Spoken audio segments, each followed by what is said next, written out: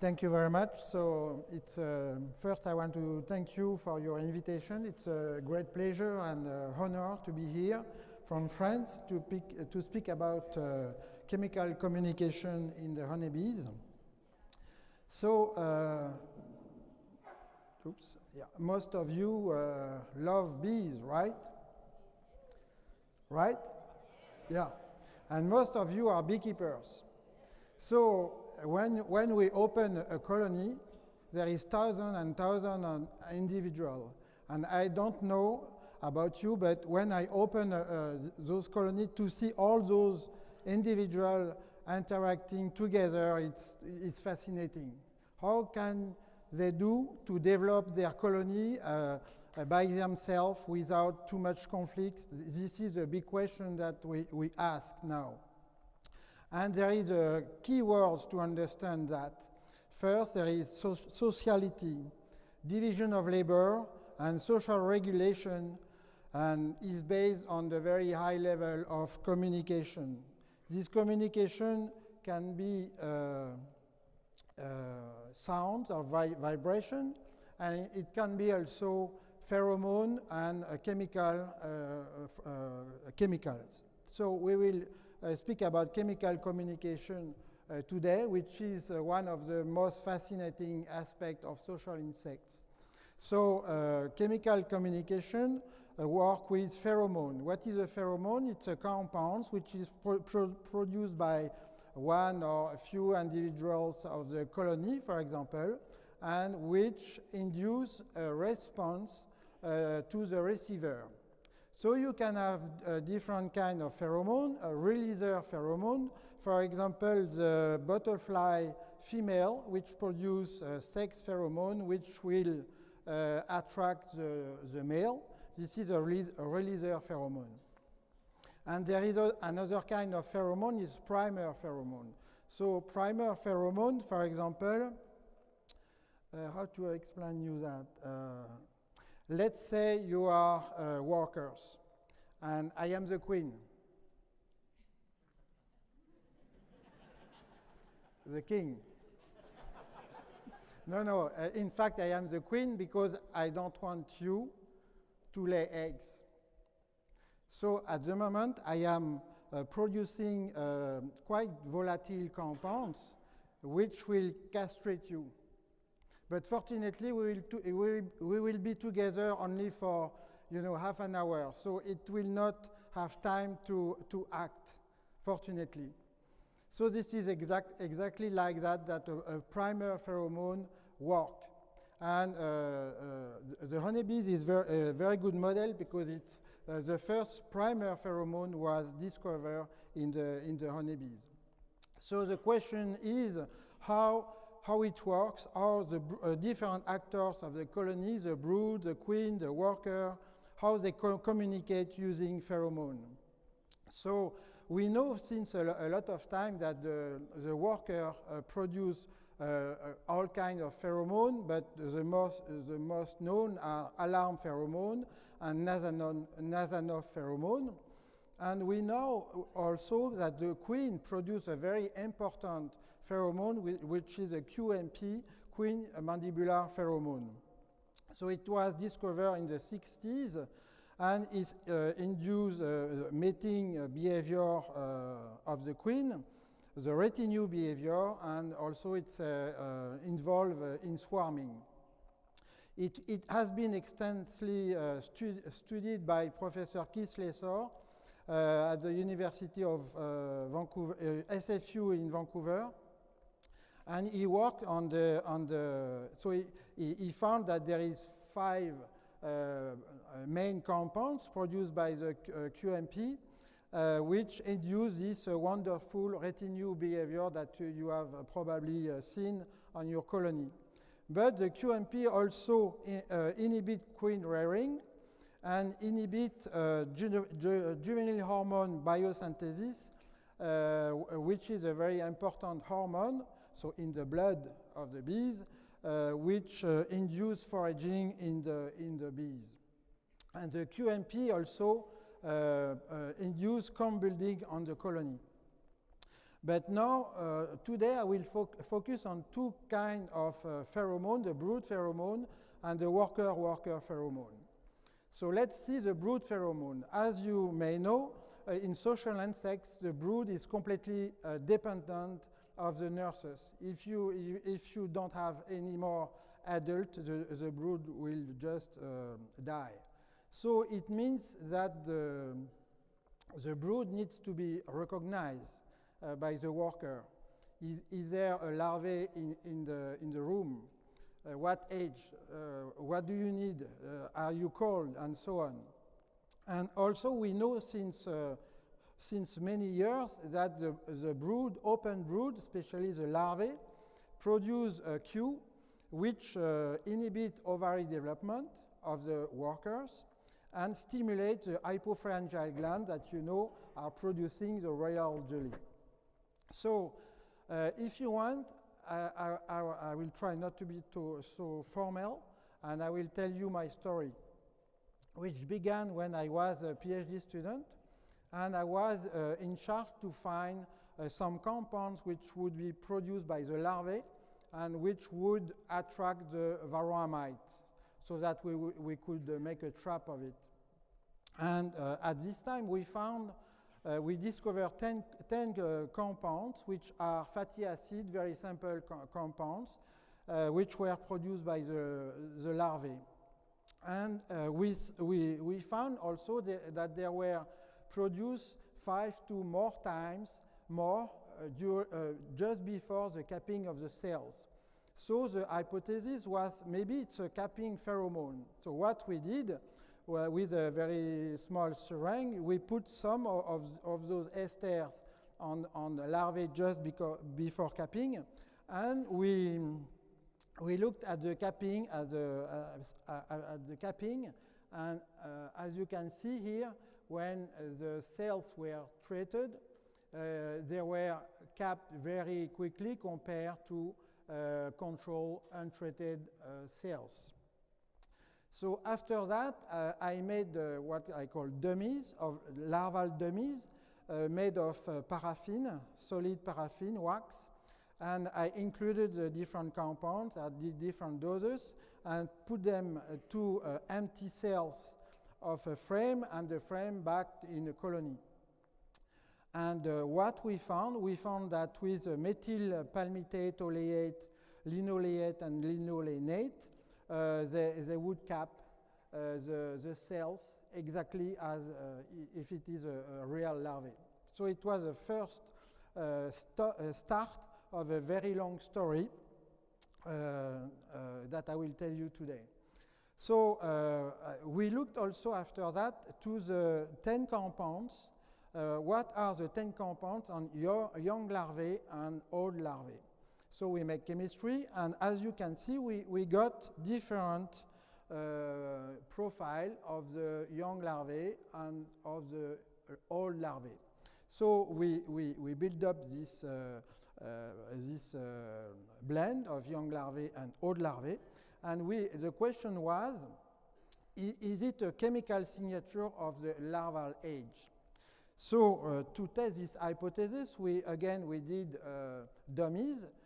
So some dummies included the young larval blend, and other dummies included old larval blend. Okay? Well, and what we did, we put those two kinds of dummies in a queenless, strong queenless colony. And what's happened when you have a queenless colony with brood? They would choose a very young larvae to build up queen cells, right? You know that? So we use this trick to test our hypothesis, and what we got queen cells on the dummy containing the blend of what? Young larvae. Somebody follow? Thank you. And we got some other cells capped with the blend of all larvae. So we could show that the difference of blend, it's a larval signature of the young or old larvae.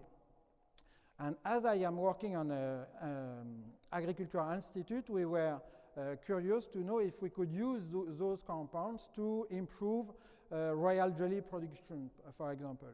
So we use this old-fashioned way to produce queen and royal jelly in France using wax. And in the wax, I included some of the different compounds to see what's happened. And what we found that with methyl stearate, we got more queen cells accepted.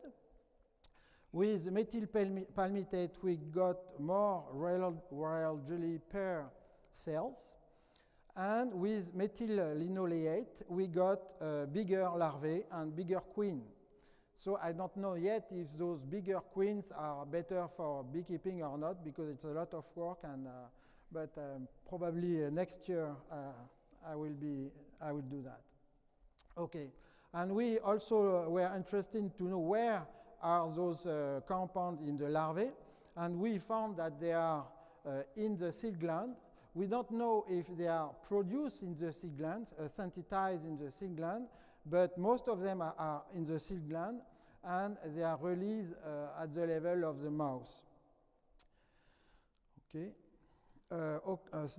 Three other compounds are also involved in queen cells recognition by the larvae. And another team in Texas A&M University, found that the blend of ester also stimulate pollen foraging and also modulate sucrose responsiveness of the bees.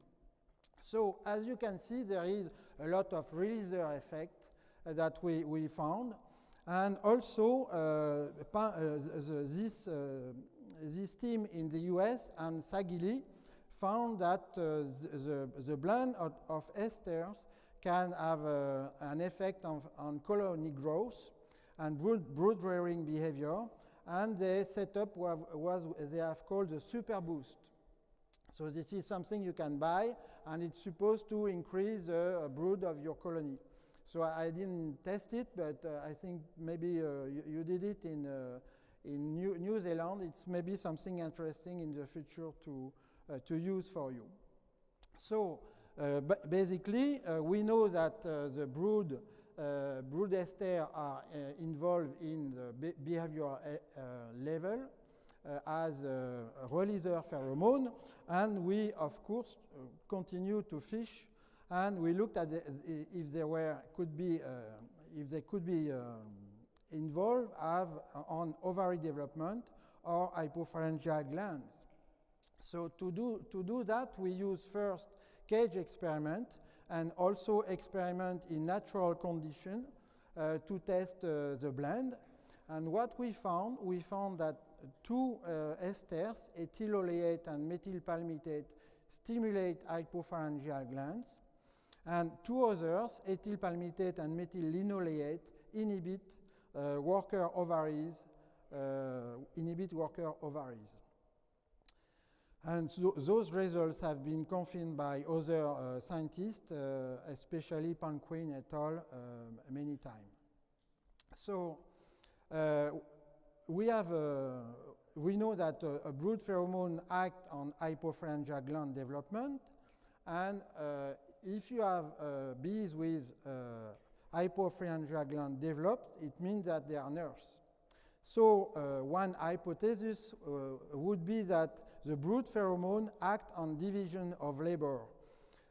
And for example, the brood pheromone could keep the nurse at home because I am a larvae and I want you to take care of me. Okay? So, and at this time, I met with Gene Robinson at the University of Illinois, and he was very interested by division of labor in the honeybees. And it's based on age polyetism. So you know what is age polyetism. In function of their age, the bees will make a different behavior. And it can be roughly divided in inside activity or by the nurse, or outside activity by the forager on the guards. And the key on this story is, on this mechanism, is that the social regulation is based on huge plasticity. In the honeybee or beekeeping book, you can see that a worker will be a forager at age of 21 days. Yes, but it can be also at 5 to 6 days, or it can also delay age at first foraging, and they can also reverse. So a forager can become a nurse. So we were interested. So there is a different factor which could explain this plasticity and manage this plasticity. And of course, we were interested by the effect of chemical communication on this process. So, and when we started to look at that, there was already a work which proved that the QMP, the queen mandibular pheromone, acts on the behavioral development. So if you put QMP or a queen in a colony, it will keep the nurse at home. Gene Robinson was working on what he called at this time worker inhibitor, and he was searching for it, and our question was, maybe the brood act also as a inhibition of behavioral development. So we wanted to look at that, and we knew at this time that the juvenile hormone decrease the activity of hypopharyngeal gland. Juvenile hormone induce foraging. So our hypothesis was that the brood pheromone would decrease the juvenile hormone level, and then the nurses would stay nurse with a hypopharyngeal gland well developed.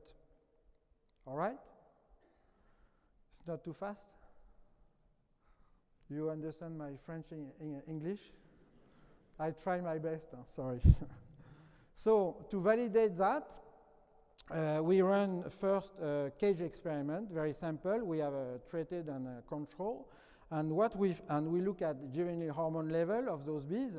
And what we found in the blue curve, we found that with brood pheromone, the juvenile hormone level was very low.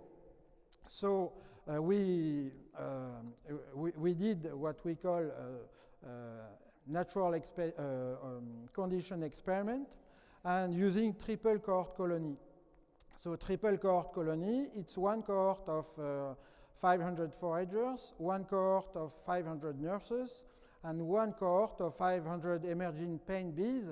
And hopefully in France we have selected the bees so that when they merge, they can merge with a specific color, red or blue and so on, so it's very easy to handle.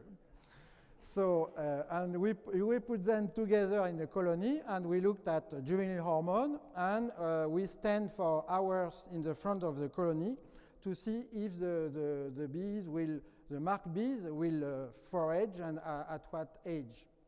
And what we have found in red, you can see that when the bees are treated with the brood pheromone, they go forage much later, and also they have a juvenile hormone level lower with the pheromone. So we could prove that the brood pheromone decreased juvenile hormone level and increase age at foraging. So basically the brood chemically manipulates the workers. So I believe you are convinced that the brood pheromone has primer and releaser effect on the nurse bees. So if we look now what's happened on mammals. On mammals, the mother need to recognize age and needs of the baby. And also the baby will trigger kind of stimuli, mechanical, they cry, whatever they do, and so that it stimulates the milk gland of the mother, it inhibits the ovary, and also it's changed the behavior of the mother. So my wife, she stay home to take care of the baby. Okay? So it's a very complicated process. And mammals, it's beautiful, you have a baby, it's beautiful, and the larvae, they can do that. It's not very beautiful, a larvae, it's a larvae. But with those compounds, they can do exactly the same compared to a mammal. So to me, it's fascinating. Okay, so let's speak about worker-worker pheromone.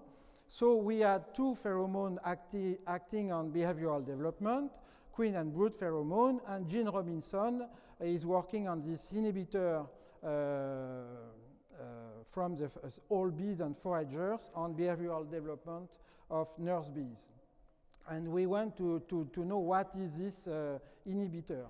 So of course we hypothesize that it could be a pheromone, and we search for this pheromone with Professor Slessor at the Simon Fraser University in Vancouver. So it took us 8 years, and the first year we just discovered nothing, but basically what we found that the forager produced ethyl oleate, which are not produced by the nurses, and so we tested ethyl oleate in our triple cord colony, and we found that ethyl oleate is a pheromone produced by old larvae, which inhibit the behavioral development of nurses.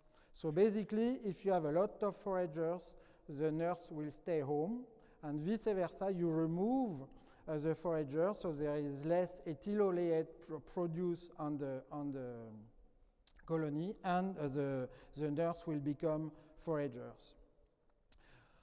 Okay, so it's a primer pheromone of the forager. It was published in a very good paper. So it gave us the opportunity to search for a Human Frontier for Science program, which is good money, with Erika Pletner from SFU also. And so we were lucky to get this money to try to know what's happened with this ethyl oleate, what is the life cycle of this pheromone. So we knew that ethyl oleate is made with oleic acid plus ethanol. So oleic acid, you have plenty of oleic acid in the colony. In the bee, there is no problem about that, but where come from the ethanol? So, interesting question. So ethanol comes from nectar, which is fermented because there is yeast everywhere in nature. Okay, so we wanted to know how it and where it is biosynthesis, and we perfuse a tissue with precursors of the compounds, and we could see that it's biosynthesis by the bees, so no problem. And we wanted to know where, so we developed a special fluorescent dye of esterification activity, whatever. We found that it is produced, it is biosynthesized by the esophagus. And we search for gene expression. What are the genes which are doing this esterification? So thanks to the genome, we could find candidate genes, and which are in the honeybee genomes, and we looked at their expression in foragers versus nurses. And we found that those 4 genes were expressed only on the foragers. So we have 4 genes which are involved, and the carboxylesterase is the main actor on this. So what we have done, another chemistry, to get the protein from this gene. So we got the protein, we put ethanol plus acid oleic, and we got the pheromone. So we proved like that this gene is involved in the formation of esophagus. We also have found that this ethyl oleate is released on the body, on the cuticle of the bee, so it's passing through contact to other bees. Okay, so this is what we have found. But I have a problem with these results, a very important problem, because I saw yesterday some of you were drinking wine at the bar. If I go and get some hairs on your head, I will find ethyl oleate. It's a proof that yesterday evening you drink alcohol. Yeah, it's true. So yeah, and what about the foragers? You know, are they foraging on the flower for sugar, or for alcohol, or for both? And when we see how a human can forage for beer, we can ask the question, do the bees go forage for alcohol or what? So I don't know yet, but I will make experiment to solve this question. And probably, yeah, I hope we will not be disappointed by our foraging bees. Okay, so to conclude, what is very important is to see that ethyl oleate, for example, is produced by different candidates of the colony to be involved in behavioral development of nurse. We have other compounds like methyl oleate, which are inducing capping of the cells when they are produced by the larvae, but they are also produced by the queen, and it's induced queen retinue behavior. So in this case, the behavior is context dependent. It is the same for ethyl oleate. They have both primer and releaser effect. So it's really much more complicated than we thought. And to look at what's happened on this primer effect, the genome sequence of the bees was sequenced in 2006. And we could after that know exactly which genes would be working or not. And Gene Robinson could show that there is a profile of gene expression. So those genes are overexpressed on the young bees, and those genes are underexpressed on all bees. So there is a pattern of expression, and if we use the brood pheromone and give them to the bees, we will get this pattern of gene expression corresponding to the nurses. So what do we do now? What do we know now? I believe not enough, not a lot, because more recently we found a very volatile compound from the larvae, which is beta-ocimine, and the beta-ocimine also acts on inhibiting worker ovary, and also it's induce the foraging of pollen, you see in green, of pollen by forager compared to the control without beta-ocimine. And when we know, when we see what's happened on a queen, you have a queen here, and so the queen had targal glands, tersal glands, and we know those glands since many years, but we don't know what they are for. So there is still a lot of work to do on this question. So what we should do is do the characterization of pheromonal compounds, going from genes to pheromone, and from pheromone to behavior and physiology. So it was a long story that I gave you, including different people, that including also Rob Page team, and I thank you for your attention.